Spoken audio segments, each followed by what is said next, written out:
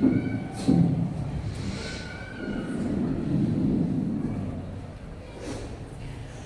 الحمد لله نحمده ونستعينه ونستغفره ونعوذ بالله من شرور أنفسنا ومن سيئات أعمالنا.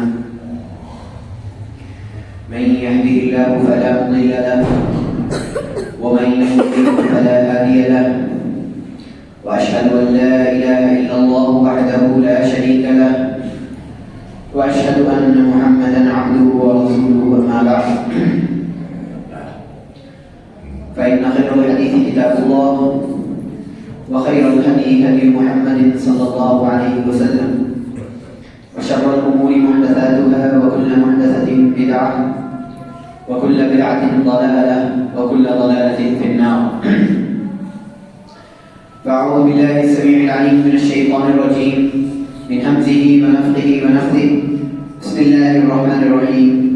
لقد كان لكم في رسول الله أسوة حسنة لمن كان يرجو الله واليوم الآخر وذكر الله كثيرا. تمام قسم کی تعریف اللہ سبحانہ و تعالیٰ کی ہدایت و زیبا ہے. درود اللہ کے نبی صلی اللہ علیہ وسلم پر. اللهم صل على محمد وعلى آل محمد كما صليت على إبراهيم وعلى آل إبراهيم إنك حميد مجيد. اللهم بارك على محمد وعلى آل محمد كما باركت على إبراهيم وعلى آل إبراهيم إنك حميد مجيد. قرآن کریم کی ایک آیت میں نے آپ کے سامنے خطبے کے بعد رکھی ہے. اللہ سبحانہ و تعالیٰ نے اس آیت میں ارشاد فرمایا، لقد كان لكم في رسول الله أسوة حسنة، کہ تمہارے لیے اللہ کے رسول صلی اللہ علیہ وسلم کی زندگی میں ایک بہترین نمونہ موجود ہے. لمن كان يرجو الله واليوم الآخر، یہ اس شخص کے لیے ہیں، ان لوگوں کے لیے ہیں جو اللہ اور آخرت کے دن کی امید رکھتے ہیں. وذكر الله كثيرا، اور اللہ کا کثرت سے ذکر کرتے ہیں. نبی کریم صلی اللہ علیہ وسلم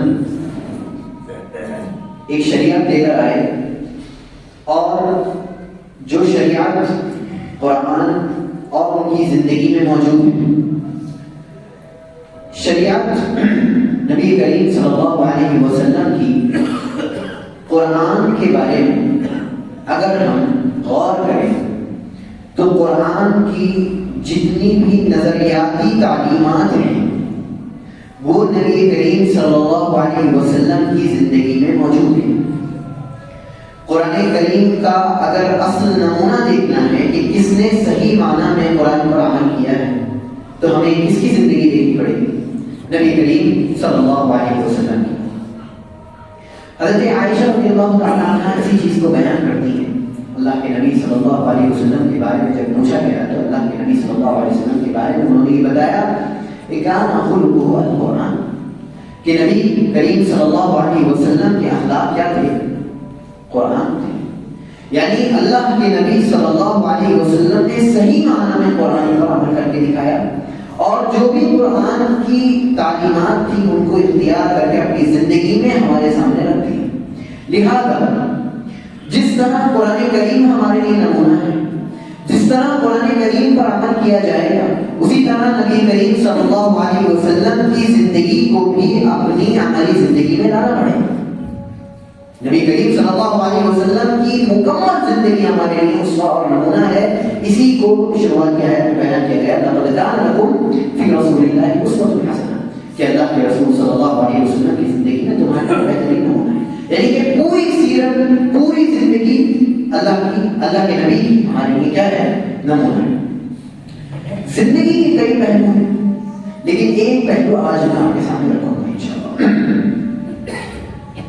وہ پہلو یہ ہے کہ اللہ کے نبی صلی اللہ علیہ وسلم دوسروں کے ساتھ کیسا معاملہ کرتے تھے. غیروں کے ساتھ نبی کریم صلی اللہ علیہ وسلم کا کیا رویہ تھا. لوگوں کی نبی کریم صلی اللہ علیہ وسلم کی نظر میں کیا اہمیت تھی. نبی کریم صلی اللہ علیہ وسلم کے بعد جب کوئی آتا تھا تو آپ کا ریسپانس کیا ہوتا تھا؟ آپ کیسے اسے نبی کریم صلی اللہ علیہ وسلم کیسے اس شخص کے ساتھ بیہیویئر کرتے تھے، سلوک کرتے تھے. آج ہم تھوڑا سا اس کے بارے میں جاننے کی مثالوں کے ساتھ انشاءاللہ. سب سے یہ سب سے زیادہ ساتھ میں رہے گا. اور وہ کون رہے؟ ان کے خادم حضرت انس بن مالک رضی اللہ تعالیٰ عنہ نبی کریم صلی اللہ علیہ وسلم کے کون ہیں؟ خادم. وہ اللہ کے نبی صلی اللہ علیہ وسلم کے بارے میں کچھ بیان کرتے ہیں، آپ کے سامنے رکھتا ہوں.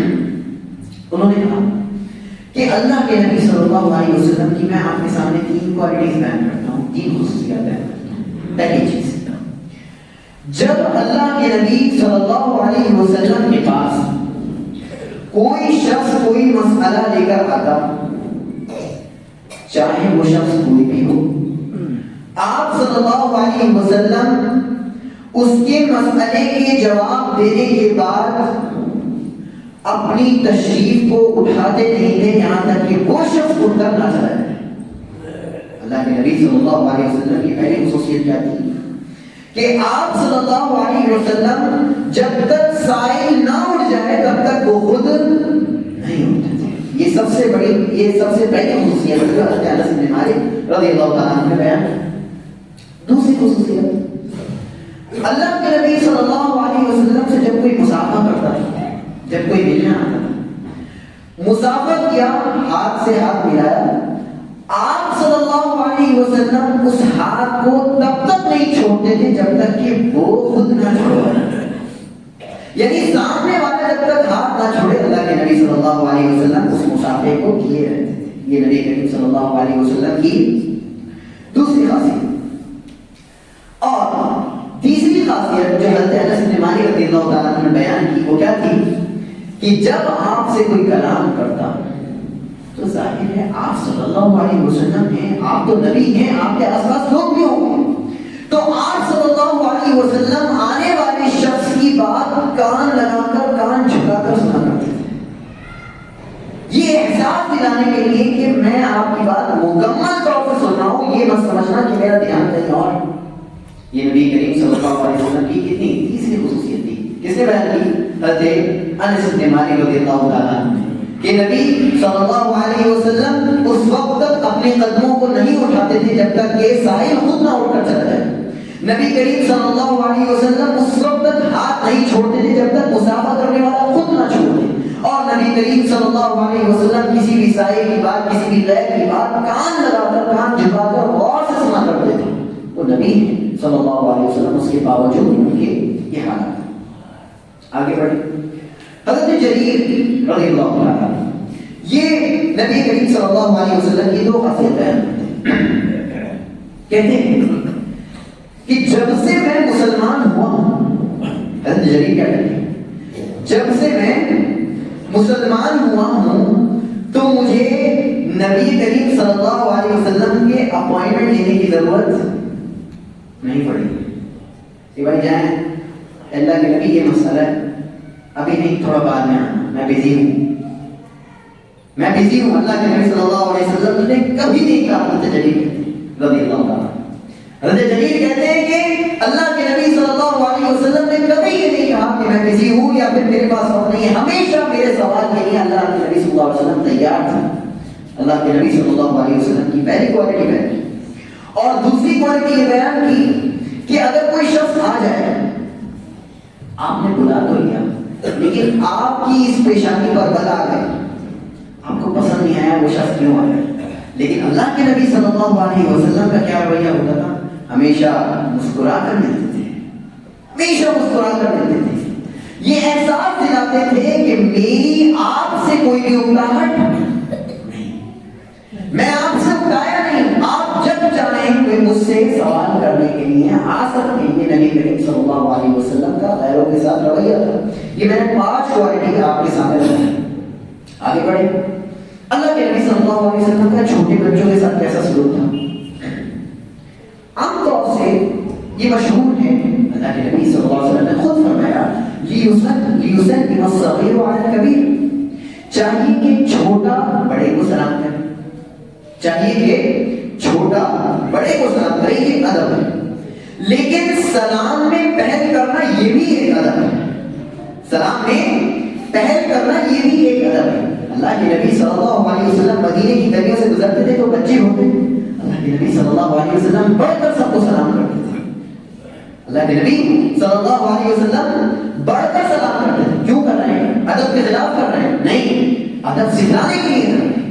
اللہ کے نبی صلی اللہ علیہ وسلم بچوں کو ادب سکھلا رہے ہیں کہ بچوں کے پہلے سلام کرنے میں پہل کرنا چاہیے انسان کو۔ نبی کریم صلی اللہ علیہ وسلم کا ایک سلوک بچوں کے ساتھ۔ دوسرا سلوک، صحابیات کے بیٹے اور صحابہ کے بیٹے اللہ کے نبی صلی اللہ علیہ وسلم انہیں فوراً گود میں لیا کرتے تھے جب انہیں دیکھتے تھے۔ آج ہمارے پاس اتنا موقع نہیں ہوتا کہ ہم اپنے بچوں کو گود میں لیں۔ آج ہمارے پاس اتنا موقع نہیں ہوتا کہ ہم اپنے بچوں کو گود میں لیں۔ ڈر ہوتا ہے کہ کہیں بچہ پیشاب نہ کر دے، ڈر ہوتا ہے کہ کہیں بچہ کوئی گندگی نہ کر دے، اس لیے تھوڑا دور رکھتے ہیں، میرے کپڑے خراب نہ ہوں۔ اللہ کے نبی صلی اللہ علیہ وسلم پر قربان جائے، وہ دوسروں کے بچوں کو اپنی گود میں لیتے تھے اور پھر مسئلہ یہ بھی ہوتا تھا اکثر بچے ان کے اوپر کیا کر دیتے تھے، پیشاب۔ نبی کریم صلی اللہ علیہ وسلم کی گود میں ہے بچہ اور پیشاب کر دیتا۔ اللہ کے نبی صلی اللہ علیہ وسلم اس وقت ناراضگی کا اظہار ہرگز نہیں کرتے تھے، بلکہ اس بچے کو ہٹا کر اس جگہ کو صاف کروا دیا کرتے تھے پانی سے۔ نبی صلی اللہ علیہ وسلم کا یہ سلوک تھا۔ اتنی سی ناراضگی اللہ کے نبی صلی اللہ علیہ وسلم کی یہاں نہیں پائی جاتی۔ حضرت عائشہ رضی اللہ تعالیٰ عنہا ام المؤمنین ہیں، ان کی عمر چھوٹی تھی تب ان کا نکاح ہوا تھا۔ ظاہر ہے چھوٹی عمر میں نکاح ہوا ہے تو کچھ نہ کچھ بچپنا ہے، کچھ نہ کچھ بچپنا موجود ہے۔ تو حضرت عائشہ رضی اللہ تعالیٰ عنہا گڑیا سے کھیل رہی تھی اپنی سہیلیوں کے ساتھ۔ اللہ کے نبی صلی اللہ علیہ وسلم آئے تو ساری سہیلیاں بھاگ گئی، سائڈ میں ہو گئی۔ اللہ کے نبی صلی اللہ علیہ وسلم نے کہا اے سہیلیوں آؤ، اے عائشہ کی سہیلیوں آؤ اور عائشہ کے ساتھ کھیل لو۔ یعنی اللہ کے نبی صلی اللہ علیہ وسلم اس وقت بھی اعتبار کر رہے ہیں کہ بچپنے کا اعتبار کیا جائے۔ یہ نہیں کہا تمہاری تو شادی ہو گئی ہے، تمہاری یہ حرکت تھی، تمہاری شادی ہو گئی ہے اور یہ سلوک ہے تمہارا، یہ کون سا رویہ ہے، یہ کون کس سے میں نے نکاح کر دیا، یہ تو بچپنا ہے تمہارے اندر۔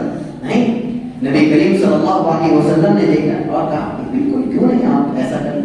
اللہ کے نبی صلی اللہ علیہ وسلم نے کھیل دیا۔ حضرت عائشہ نے کہا مجھے کھیل دیکھنا ہے۔ اللہ کے نبی نے اپنے کاندھے پر رکھا اور ان کا سر ان کے کاندھے پر تھا اور اللہ کے نبی صلی اللہ علیہ وسلم نے کھیل دکھایا۔ یعنی کہ اپنی بیوی کی جائز خواہشات بھی اللہ کے نبی صلی اللہ علیہ وسلم نے پوری کی۔ تو ہر ایک انسان کو چاہیے کہ وہ جس شخص کی بیوی تھوڑی سی کم عمر ہو، اس شخص کی اس بیوی کی کچھ نہ کچھ خواہشات ہوں، تو انسان کو چاہیے کہ وہ پورا کرے۔ اس سے یہ بھی سمجھنا تو اللہ کے نبی صلی اللہ علیہ وسلم کا بچوں کے ساتھ بہت اچھا رویہ تھا۔ آگے بڑھیں، اللہ کے نبی صلی اللہ علیہ وسلم رشتہ داروں کے ساتھ کیسے تھے؟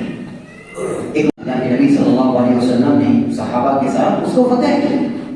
خیبر کا فتح ہونا یہ بہت بڑی فتح تھی، خیبر کا فتح ہونا یہ بہت بڑی فتح تھی۔ اسی دن حضرت جعفر ابن ابی طالب رضی اللہ تعالیٰ عنہ اللہ کے نبی صلی اللہ علیہ وسلم کے چچیرے بھائی، سگے چچیرے بھائی، اسی دن حبشہ سے لوٹے تھے اور بہت دنوں بعد، بہت سالوں بعد لوٹے تھے۔ اللہ کے نبی صلی اللہ علیہ وسلم نے انہیں گلے سے لگایا اور کہا کہ آج مجھے جو خوشی مل رہی ہے مجھے نہیں سمجھ میں آ رہا ہے کہ تمہارے آنے کی وجہ سے خوشی ہے یا خیبر کی فتح کی وجہ سے مجھے خوشی ملی۔ یعنی رشتہ داری کا اتنا احترام کیا اللہ کے نبی صلی اللہ علیہ وسلم نے، رشتہ دار کا اتنا احترام کیا کہ ان کے ملنے کے بعد یہ احساس دلایا کہ مجھے تمہارے آنے کی بہت زیادہ خوشی ہے۔ یہ کس نے کیا؟ اللہ کے نبی صلی اللہ علیہ وسلم نے۔ کس کے ساتھ؟ رشتہ داروں کے ساتھ سلوک۔ آگے بڑھیں، حضرت شیمہ یہ اللہ کے نبی صلی اللہ علیہ وسلم کی رضائی بہن تھی۔ دائی حلیمہ کے پاس اللہ کے نبی صلی اللہ علیہ وسلم نے بھی دودھ پیا ہے اور شیمہ نے بھی دودھ پیا۔ وہ حنین کے موقع سے آتی ہیں، جنگ حنین تھی، اس کے موقع سے شیمہ آتی ہے اللہ کے نبی صلی اللہ علیہ وسلم کی بات بیان کرتی ہے، کہتی ہے میں آپ کی رضائی بہن ہوں۔ اللہ کے نبی صلی اللہ علیہ وسلم فوراً ایک چادر پہناتے ہیں کہ آئیے آئیے بیٹھیے۔ اللہ کے نبی ہیں، کیا کر رہے ہیں؟ چادر پھیلا رہے ہیں، بیٹھیے آئیے میرے پاس بیٹھیے۔ اور اس کے بعد اللہ کے نبی صلی اللہ علیہ وسلم نے بات کی، اس کے بعد جاتے ہوئے انہیں ایک غلام بھی ہدیہ کیا، جس کو حضرت شیمہ کو یہ کس لیے ہدیہ کیا؟ رشتہ داری کا خیال رکھتے ہوئے۔ اللہ کے نبی صلی اللہ علیہ وسلم کا رشتہ داروں کے ساتھ یہ سلوک تھا۔ آگے بڑھیے، اللہ کے نبی صلی اللہ علیہ وسلم غیروں کے ساتھ اچھا سلوک کرنے کو خود کو اہمیت دیتے تھے اور دوسروں کو بھی کہتے تھے کہ تم غیروں کو اہمیت دو، تم دوسروں کو اہمیت دو، دوسروں کے ساتھ اچھا سلوک کرو۔ اللہ کے نبی صلی اللہ علیہ وسلم کی جو مسجد اس مسجد میں ایک خاتون جھاڑو دیا مشہور ہے. وہ خاتون حبشہ کی تھی, بہت کالی تھی, کالی کروڑی تھی, اور جھاڑو دیا. ایک رات ان کا انتقال ہو گیا. جب ان کا انتقال ہو گیا تو صحابہ نے اسی رات انہیں دفن کر دیا. صحابہ نے نبی کریم صلی اللہ علیہ وسلم کو اطلاع نہیں دی اور دفن کر دیا. اطلاع کیوں نہیں دی؟ کہا چھوٹا موٹا معاملہ ہے, ایک عورت ہی تو مری ہے اور کالی کروڑی عورت ہے, یعنی کہ اس کی اہمیت نہیں تھی. اللہ کے نبی صلی اللہ علیہ وسلم نے صبح میں دیکھا کہ وہ جھاڑو لگانے نہیں آئے. پوچھا کہاں ان کا انتقال ہو گیا. کہا تم نے مجھے کیوں اطلاع نہیں؟ کہا اللہ کے نبی صلی اللہ علیہ وسلم, اس میں اتنا بڑا مسئلہ نہیں تھا, یہ معاملہ بڑا نہیں تھا, وہ معاملے کو چھوٹا سمجھ رہے تھے. اللہ کے نبی صلی اللہ علیہ وسلم حضرت ہوئے, غصہ ہوئے اور کہا کہ چلو میرے ساتھ جنت البقیع. اللہ کے نبی صلی اللہ علیہ وسلم لے کر گئے کہاں پر؟ بقیع میں, جہاں پر مدفون ہیں. اللہ کے نبی صلی اللہ علیہ وسلم ان کی جگہ پر جا کر اللہ کے نبی نے نماز جنازہ پڑھائی اور صحابہ کو بھی پڑھائی. نماز جنازہ باقاعدہ پڑھائی. کہاں پر؟ بقیع میں جا کر ان کی قبر پر. اللہ کے نبی صلی اللہ علیہ وسلم نے وہاں پر جا کر نماز جنازہ پڑھائی. کیا احساس دلانے کے لیے کہ ایک کالی کروڑی ہونا یہ اہمیت کا مسئلہ نہیں ہے, وہ جھاڑو دیتی تھی مسجد میں, یہ اہمیت کا مسئلہ ہے. آپ کو ان کی اہمیت اس لیے کرنی ہے کیونکہ ان کا عمل بڑا ہے, نہ کہ ان کے چہرے اور مہرے کی بات نہیں. آپ بہت چہرے اور مہرے پر نہ کریں, ان کی گمزر ہونے پر غور نہ کریں, ان کے ہمشہ والے ہونے پر غور نہ کریں. آپ غور اس بات پر کریں کہ ان کا عمل کتنا بڑا ہے, کہ وہ مسجد کو صاف کیا کرتے تھے. آپ نے اس پر غور نہیں کیا. اللہ کے نبی صلی اللہ علیہ وسلم نے صحابہ کی توجہ دلائی کہ تمہیں چاہیے کہ تم بھی اس پر غور کرو اور تم بھی اس شخص کو اہمیت دو, اس عورت کو اہمیت دو. اور اس عورت کو اہمیت دینے کے ساتھ اللہ کے نبی صلی اللہ علیہ وسلم نے نماز جنازہ پڑھائی. آگے بڑھیں. نبی کریم صلی اللہ علیہ وسلم کا غلاموں کے ساتھ کیسا سلوک تھا یہ بھی جانتے ہیں.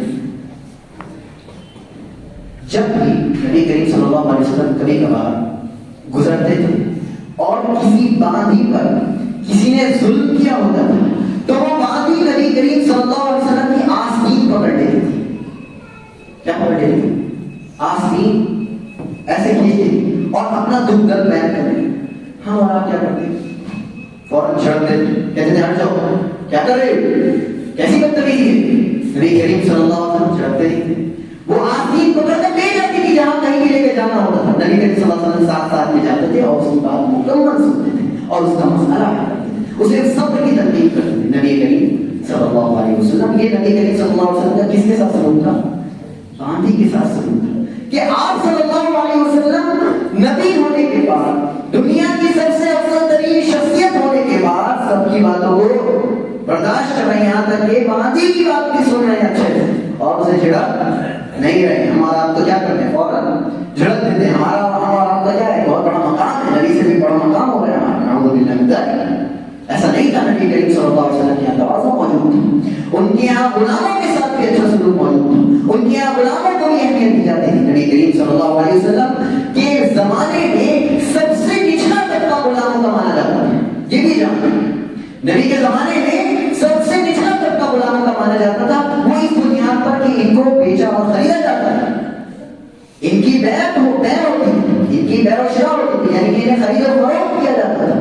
اس موقع پر ایسی نیچ ہونے کے باوجود, اتنے کمتر سمجھے جانے کے باوجود نبی کریم صلی اللہ علیہ وسلم انہیں کمتر نہیں سمجھتے تھے اور انہیں ویسے ہی اہمیت دیتے تھے. نبی کریم صلی اللہ علیہ وسلم کا یہ سلوک تھا. ہم اور آپ کے یہاں ایک مشہور چیز یہ ہے, جب ہم تو شہر کے رہنے والے, تو کوئی دیہات کا ہوتا ہے, گاؤں کا ہوتا ہے, تو بہت اس کا مزہ آتا ہے. گاؤں کا ہے تو ارے گاؤں والی حرکتیں کر رہا ہے. یہی حالات ہے ہمارے. اللہ کے نبی صلی اللہ علیہ وسلم مدینہ کے پاس ایک گاؤں تھا, دیہات تھا, وہاں کے ایک شخص تھے جن کا نام ہے حضرت ظاہر رضی اللہ تعالیٰ. اس نام لے آئے تھے, لیکن انتہائی بدصورت تھے اور حبشہ کے تھے, کالے تھے. تو حضرت ظاہر رضی اللہ تعالیٰ عنہ آتے تھے جب مدینہ, تو اللہ کے نبی ان کی مہمان نوازی کرتے تھے. کون؟ اللہ کے نبی صلی اللہ علیہ وسلم. کس کی مہمان نوازی کر رہے ہیں؟ حضرت ظاہر کی. کون ہے؟ ایک دیہاتی ہیں, مہمان نوازی کرتے تھے یہاں تک کہ وہ نہ چلے جائیں. پوری مہمان نوازی کون کرتے تھے؟ حضرت محمد صلی اللہ علیہ وسلم. اور حضرت ظاہر دیہات سے جو بھی ترکاری وغیرہ ہوتی تھی اللہ کے نبی صلی اللہ علیہ وسلم کو تحفے میں دیتے تھے. ایک مرتبہ کیا ہوا, حضرت ظاہر رضی اللہ تعالیٰ عنہ مدینہ کے بازار میں کھڑے اور سامان بیچ رہے ہیں, آواز دے دیں. پیچھے سے نبی کریم صلی اللہ علیہ وسلم نے دیکھا حضرت ظاہر کھڑے ہیں تو آئے اور ان کی آنکھ پر ہاتھ رکھ دیا. آپ صلی اللہ علیہ وسلم نے ان کی آنکھ پر ہاتھ رکھ دیا, محبت میں, جیسے آنکھ کی چوری کھیلتا ہے, محبت میں ہاتھ رکھ دیا. اب حضرت ظاہر نے سوچا کہ میرے ساتھ اتنا پیارا سلوک, اتنا اچھا سلوک اور تو کوئی کر نہیں سکتا. وہ سمجھ گئے کون ہے نبی کریم صلی اللہ علیہ وسلم. وہ رک گئے. وہ پہلے تو بول رہے تھے کہ کون ہے کون ہے, اس کے بعد وہ رک گئے. رکنے کے بعد جب انہوں نے یہ فیل کرنے کے لیے کہ آپ صلی اللہ علیہ وسلم کا سینہ میری پیٹھ سے ٹچ ہو رہا ہے تو یہ قربت لمبی چلے, میں یہ چاہتا ہوں, اس لیے وہ رک گئے. انہوں نے کچھ بھی حرکت, یہ کس نے, حضرت ظاہر رضی اللہ تعالیٰ عنہ اتنی قربت کی, کہا کہ میرے پاس اتنے قریب ہے میرے نبی, میں چاہتا ہوں اور قریب رہیں اور دیر تک یہ معاملہ چلے. حضرت ظاہر رضی اللہ تعالیٰ عنہ کوئی بھی حرکت نہیں. اس کے بعد اللہ کے نبی صلی اللہ علیہ وسلم نے ہاتھ اٹھایا اور کھڑے ہوئے کہا کہ کون اس شخص کو خریدے گا. کس کو کہا؟ حضرت ظاہر کو. حضرت ظاہر غلام تھے؟ نہیں, حضرت ظاہر غلام نہیں تھے. پھر اللہ کے نبی صلی اللہ علیہ وسلم نے ایسی کام مذاق کر, اللہ کے نبی نے مذاق بھی کیا. دیکھ رہے ہیں کتنی دلجوئی کر رہے ہیں اللہ کے نبی صلی اللہ علیہ وسلم. کہا کون خریدے گا انہیں؟ تو اللہ کے نبی صلی اللہ علیہ وسلم سے حضرت ظاہر کہتے ہیں اللہ کے نبی مجھے کوئی نہیں خریدے گا, میری کسی کے یہاں اہمیت نہیں ہے, کوئی نہیں خریدے گا مجھے. جب حضرت ظاہر نے یہ کہا تو اللہ کے نبی صلی اللہ علیہ وسلم نے کہا کہ ہرگز نہیں, آپ کی اہمیت لوگوں میں نہیں ہو, لیکن آپ کی اہمیت رب العالمین کی نظر میں. آپ کی اہمیت رب العالمین کی نظر میں اس لیے ہے کیونکہ رب العالمین کالے گلوٹے ہونے کو نہیں دیکھتا. یہ صورتیں, یہ شکلیں اللہ سبحانہ و تعالیٰ کی طرف سے بنائی ہوئی ہیں. اللہ سبحانہ و تعالیٰ کسی کو اچھی صورت دیتا ہے, یہ ٹیسٹ کرنے کے لیے شکر کرتا ہے نہیں کرتا ہے. اللہ کسی کو بدصورت کرتا ہے, یہ ٹیسٹ کرنے کے لیے صبر کرتا ہے کہ نہیں کرتا ہے. یہ دنیا ہے, دنیا میں اللہ سبحانہ و تعالیٰ کسی کو زیادہ دے گا, کسی کو کم دے گا, ٹیسٹ کرتا ہے اللہ سبحانہ و تعالیٰ. اللہ ٹیسٹ کرتا ہے. اللہ کے یہاں مقام اگر چاہیے تو آپ کو کیا لانا پڑے گا؟ تقویٰ. اور حقیقی معنوں میں تمہارے اندر تقویٰ موجود ہے. حضرت ظاہر رضی اللہ تعالیٰ عنہ سے کہا کہ اللہ کے یہاں تمہاری اہمیت ہے. اللہ کے یہاں اس چیز کی اہمیت نہیں ہے کہ کوئی گھوڑا ہے تو اس کی اہمیت اور کوئی کالا ہے اس کی اہمیت. ہرگز ایسا ہرگز نہیں. یہ لوگوں کا مقام ہے, یہ لوگوں نے یہ مقام بنا رکھا, ایسا نہیں. اللہ سبحانہ و تعالیٰ کے یہاں مقام تقوی ہے. حضرت ظاہر رضی اللہ تعالیٰ عنہ کے ساتھ کیسا سلوک. اب تصور کریں کہ ہمارا اپنی زندگی میں کسی گاؤں دیہات والے کو کتنا ذلیل کرتے ہیں, کتنا حقیر سمجھتے ہیں. اس کی ہر ریل پر کہتے ہیں گاؤں سے اس نے سیکھی, یہ گاؤں والے کرتے ہیں. یہی ہم ہر ریل پر کہتے ہیں. ہم اور آپ کو آگاہ ہو جانا چاہیے, کسی کو بھی حقیر جاننے کی ضرورت نہیں, اور اسی اصول کو اپنانے کی ضرورت ہے جو نبی کریم صلی اللہ علیہ وسلم نے ایک دیہاتی کے ساتھ, جو دیہاتی صحابی رسول ہیں ان کے ساتھ اپنایا رضی اللہ تعالیٰ. آگے بڑھیں. سب سے زیادہ پریشانی جو عام طور سے لوگوں میں پائی جاتی ہے, غیر مسلموں سے ہم اچھا سلوک نہیں کر سکتے. یہ والی پریشانی سب کیا موجود ہے؟ آپ بتائیں کہ اللہ کے نبی صلی اللہ علیہ وسلم کا کوئی بھی صحابی یہ چاہے گا کہ میں غلام نہ بنوں؟ ہر ایک چاہے گا, ہر ایک اللہ کے نبی صلی اللہ علیہ وسلم کا کام کرنے کے لیے تیار ہو جائے گا. لیکن آپ کو بتاؤں اللہ کے نبی کے غلاموں کی فہرست میں صلی اللہ علیہ وسلم, اللہ کے نبی صلی اللہ علیہ وسلم کے غلاموں کی فہرست میں ایک یہودی بچے کا نام موجود ہے. ایک یہودی بچے کا نام موجود ہے, غیر مسلم کا نام موجود ہے. اللہ کے نبی صلی اللہ علیہ وسلم کے بارے میں فرمایا گیا کان غلام یہودی یخدم النبی صلی اللہ علیہ وسلم. ایک یہودی بچہ نبی کریم صلی اللہ علیہ وسلم کی خدمت کرتا تھا. تو آپ سے جو قریب ہونا چاہتا تھا آپ صلی اللہ علیہ وسلم اسے ہرگز نہیں روکتے تھے, چاہے وہ غیر مسلم ہی کیوں نہ ہو. اللہ کے نبی صلی اللہ علیہ وسلم کہتے ہیں دور ہو جاؤ, پہلے اسلام لاؤ پھر قریب ہونا. نہیں, آپ کی خدمت کرنا چاہتا تھا. اللہ کے نبی نے کہا بالکل کیوں نہیں کر سکتے خدمت. یہ ہمارا آپ کو تشویش ہوتی ہے, پریشانی ہوتی ہے کہ غیر مسلم سے تو بالکل دوری بنایا جاتی ہے. ہرگز ایسا نہیں. اللہ کے نبی صلی اللہ علیہ وسلم کا ایک خادم اور تھا, ایک یہودی بچہ. اسی طرح دو تعلقات جب بنائے جاتے ہیں تو کچھ نہ کچھ قوانین لگائے جاتے ہیں، کچھ نہ کچھ دستور ہوتے ہیں، کچھ نہ کچھ لکھی ہوئی چیزیں ہوتی ہیں جن پر عمل کیا جاتا ہے دونوں طرف سے۔ واقعہ کچھ یوں ہے کہ حضرت ابو رافع جب قریش کی طرف سے سفیر بنا کر نبی کریم صلی اللہ علیہ وسلم کے پاس آئے، انہوں نے آپ کے اچھے سلوک کی وجہ سے، جب انہوں نے آپ کا اچھا سلوک دیکھا تو کہاں بھیج تھا؟ کس نے؟ ابو رافع رضی اللہ عنہ سفیر بن کے آئے تھے اور کیا لے آئے؟ اسلام لے آئے۔ اس کے بعد انہوں نے کہا اللہ کے نبی میں واپس نہیں آؤں گا۔ ابو رافع رضی اللہ عنہ نے کیا کہا؟ مسلمان ہو گئے، کہہ رہے ہیں میں واپس نہیں جاؤں گا۔ نبی کریم صلی اللہ علیہ وسلم نے کہا نہیں، آپ کو واپس جانا پڑے گا، کیونکہ دستور یہ ہے، قانون یہ ہے کہ جو بھی سفیر آئے گا وہ واپس ضرور جائے گا۔ آپ ایک کام کریں، آپ واپس جائیں اور اس کے بعد دوبارہ آئیں بغیر سفیر بنے ہوئے اور پھر ہمارے پاس آ کر ٹھہر سکتے ہیں۔ یہ کس سے کہا اللہ نبی صلی اللہ علیہ وسلم نے؟ حضرت ابو رافع رضی اللہ عنہ کیا باقی رکھتے ہوئے کہ تعلقات کی بات جو آپ نے دستور جو قانون بنائے ہیں ان کو ہمیں باقی رکھنا ہے، ان پر بقا رکھنی ہے، چاہے غیر مسلم سے ہی کیوں نہ بنائے گئے۔ تعلقات کے بعد آپ نے جو قوانین بنائے ہیں ان پر ہمیں آج بھی عمل کرنا پڑے گا۔ یہ نبی کریم صلی اللہ علیہ وسلم نے ایک پیغام دیا۔ اس کے بعد ایک اور پیغام جو غیر مسلم کے ساتھ رویہ ہونا چاہیے کہ اللہ کے نبی صلی اللہ علیہ وسلم اپنے دشمن کو بھی عزت دیا کرتے تھے، اپنے دشمن کو بھی عزت دیا کرتے تھے، اور یہ نمونہ آپ کو فتح مکہ کے موقع سے ملے گا۔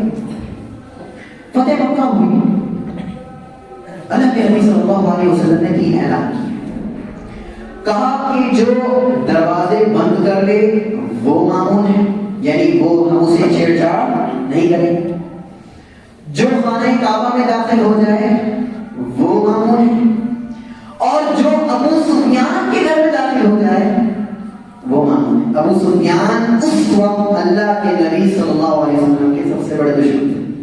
بات بھی ساتھ ہے، سب سے بڑے دشمن کے بارے میں اللہ کے نبی فتح مکہ کے موقع سے اسے عزت دیتے ہوئے کہہ رہے ہیں کہ جو شخص ابو سفیان کے گھر میں داخل ہو جائے اللہ کے نبی صلی اللہ علیہ وسلم نے اسے امان دے دی، وہ مطمئن رہے، اسے چھیڑ چھاڑ نہیں کی جائے گی۔ مکہ فتح ہو رہا تھا، اللہ کے نبی صلی اللہ علیہ وسلم کس کو عزت دے رہے ہیں؟ ابو سفیان۔ اور اس کے بعد وہ صحابی رسول بنے انہی اعمال کو دیکھ کر، انہی افعال کو دیکھ کر، انہی اخلاق کو دیکھ کر، اسی کردار کو دیکھ کر نبی کریم صلی اللہ علیہ وسلم کی وہ مسلمان بنے۔ کون؟ ابو سفیان رضی اللہ تعالی عنہ۔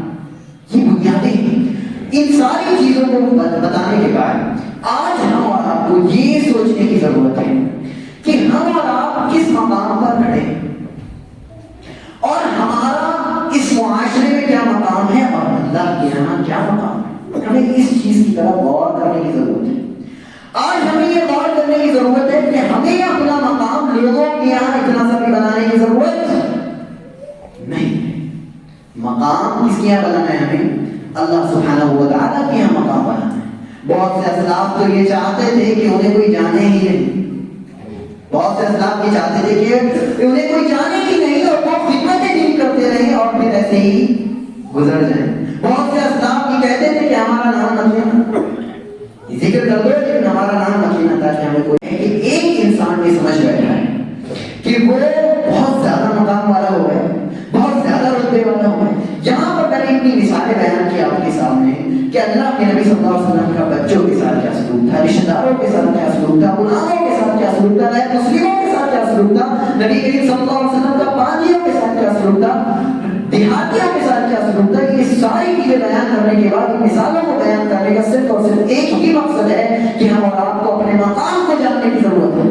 ہم اور آپ کو اپنے مقام کو ایسے باقی رکھنا ہے کہ ہم اور آپ سب کے ساتھ اچھا سلوک کریں، سب کے ساتھ ہمارا اخلاق اور ہمارا کردار ہے۔ آپ کے پاس چاہے مال آ جائے چاہے نہیں آ جائے، آپ کے یہاں یہ ہر کس چیز نہ آ جائے کہ میرے پاس کچھ آ گیا، میرے پاس کچھ نہیں ہے، سب کچھ کس کا ہے؟ اللہ سبحانہ و تعالی۔ انا للہ و انا الیہ راجعون۔ ہم اللہ ہی ہیں، ہم اللہ ہی ہیں، ہمارا سب کچھ اللہ سبحانہ و تعالی کا ہے اور ہمیں اسی کی طرف لوٹ کر جانا ہے۔ یہ ہمیشہ انسان کے ذہن میں رہے۔ اور اللہ کے نبی صلی اللہ علیہ وسلم کی زندگی سے جس طرح ہم نے یہ کچھ نمونے نکالے ہیں، آئندہ بھی کوشش کریں کہ ہم اللہ کے نبی صلی اللہ علیہ وسلم کی زندگی سے نمونہ لے کر اپنی زندگیوں میں لاگو کرنے کی کوشش کریں۔ اللہ سبحانہ و تعالی ہم تمام کو اللہ کے نبی صلی اللہ علیہ وسلم کے اسوے کو صحیح سے اپنانے کی توفیق عطا فرمائے۔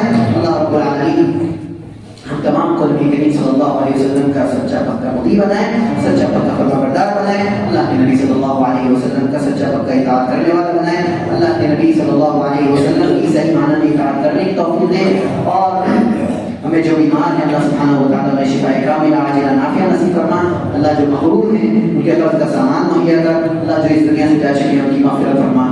قولوا قولي هذا استغفر الله لي ولكم ولسائر المسلمين والحمد لله رب العالمين۔